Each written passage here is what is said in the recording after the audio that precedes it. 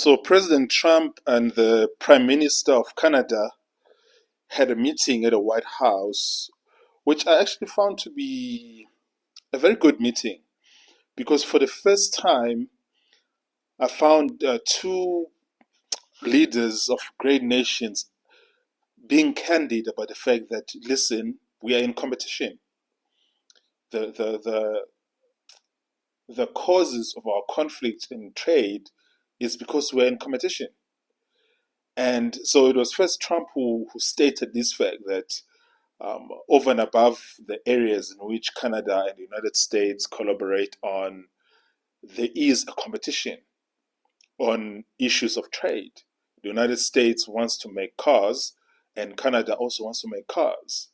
And there is a competition in terms of who is going to win this competition of car making, even if you put aside the issue of China and Mexico and the other ones.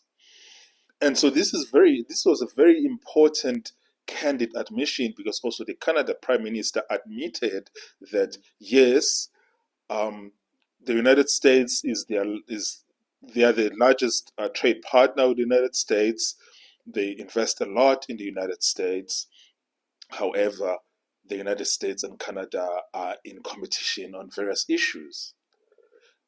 That's really where the conflict starts, which is why people need to understand that conflict, when it comes to trade, is not because one person is bad or one person is good. Every president or prime minister is trying to put their people first and is trying to put the interest of their nation first, which is where really the source of the conflict comes from, that they are trying to win in regards to their nations. And in this particular issue, the issue of winning is the issue of jobs, manufacturing jobs. So I was actually very happy that the Canadian um, Prime Minister, instead of presenting the United States President as this boogeyman and this villain, he admitted that there is a genuine competition that is ongoing.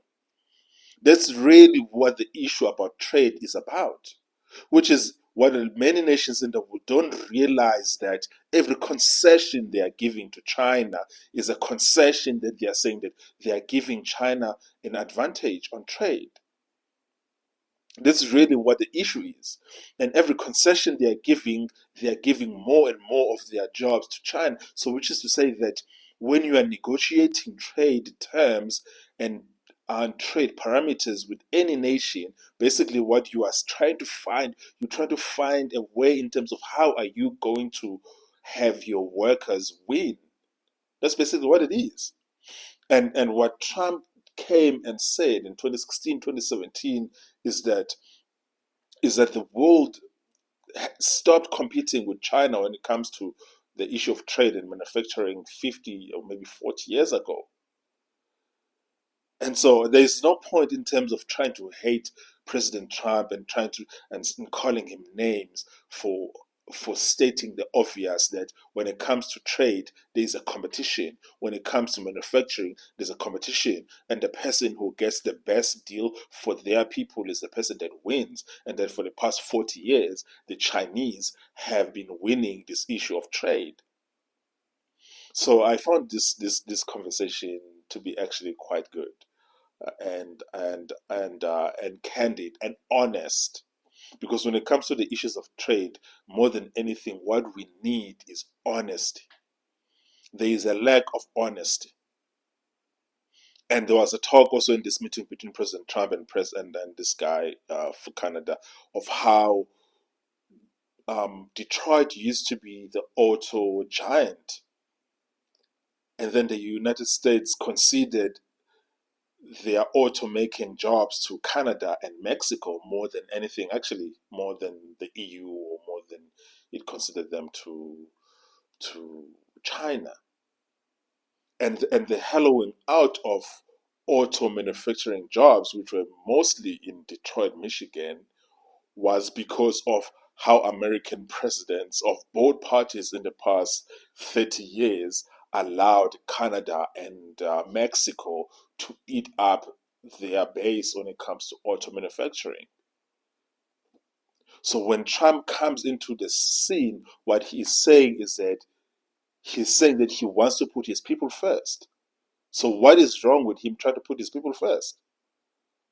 This is the lesson that every nation in the world is that when you get elected into high office, your primary job is to put your people first. And in how else are you going to put your people first other than to say American jobs need to stay in America or insert whatever nation you want to insert? Because if your people can't get good paying jobs, and good paying jobs often mean manufacturing jobs, because manufacturing jobs don't necessarily mean that you need to go to college and all this stuff.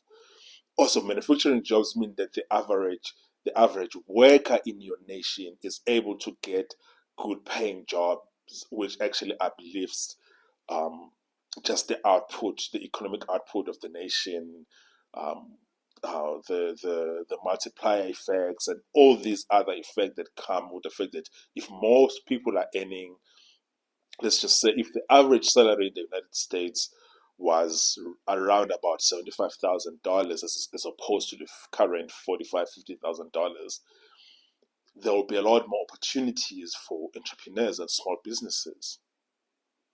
There are always knock off effects, or what you want to call it, multiply effects, when the average person earns more. Because if the average salary in the US is $25,000 or $80,000, which is what comes with having manufacturing jobs, then minimum wage jobs will ordinarily be around 30,000 jobs, which is not necessarily a minimum wage job right now in the US. There are people in the US who earn less than $20,000 a year. Some earn $15,000. There are people who are actually living on $1,000 a month. I don't know how they do it, but that's that is actually what is happening. So when the average is higher, even the low point becomes higher as well. That's really what you do when you actually win on the issue of manufacturing. So, but from where I'm standing, I think that the United States of America and Canada would find each other in terms of finding a solution in terms of the disputes that they are having, because it's very important that Canada and the United States and Mexico find each other in these disputes so that they can actually face the real um, challenge, which is China. To be honest, a lot of people have no idea what China has been doing to the rest of the world. It's not about what China does to the Western nations. What China does to the Western nations when it comes to trade is nothing compared to what China does to African nations and to South American nations. People have no idea what China is doing to the rest of the world. And I see a lot of morons here commenting in my videos who have no idea what China has been doing in Zambia, Malawi, Tanzania, the things that China has been doing. People, clueless morons commenting here who have no idea, absolutely no idea what China is. China is abusing nations all over the world. And the first step that needs to happen is for the West to start facing this China challenge before we can expect African nations to do anything about the problem that they are facing with China taking advantage of them. It's a big, big problem. But and so anyways, but we have a problem because Europe has given up on manufacturing. So I don't know what's going to happen, because if Europe is not in the game and the only nations who are actually trying to push back on this malign Chinese influence are the US and Australia, then we have a very big problem, which we do. Anyways.